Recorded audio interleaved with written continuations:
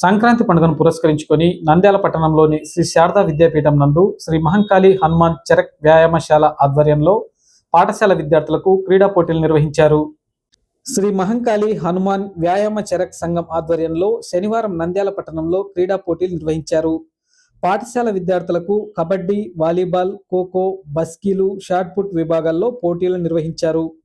విద్యార్థులకు క్రీడల ద్వారా శారీరక దృఢత్వంతో పాటు క్రమశిక్షణ, సమన్వయం, సహకారం వంటి విలువలు అలవడతాయని నిర్వాహకులు తెలిపారు.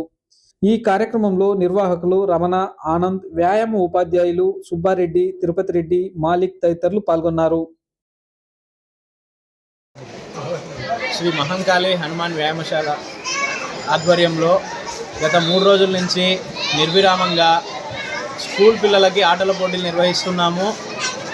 ఈ వ్యాయామశాలకి సహకరించిన దాతలకి, ఆర్డీఓ గారికి, మున్సిపల్ అధికారులకి, శ్రీ శారదా విద్యాపీఠం యాజమాన్యానికి, శ్రీ మహంకాళి హనుమాన్ వ్యాయామశాల అందరి తరపున ప్రత్యేక ధన్యవాదాలు తెలుపుతున్నాము. శ్రీ మహంకాళి హనుమాన్ వ్యాయామ చరక్ సంఘం వారి ఆధ్వర్యంలో ఈ నెల 18వ తేదీ నుంచి 21వ తేదీ వరకు చెస్ పోటీలు, kho kho, kabaddi, volleyball, throwball, cricket, అదేవిధంగా ఇండివిజువల్ ఈవెంట్ స్కిప్పింగ్, దండీలు, బస్కీలు, బాల్ త్రో, షాట్ పుట్ ఈ పోటీలన్నీ నిర్వహించడం జరుగుతుంది.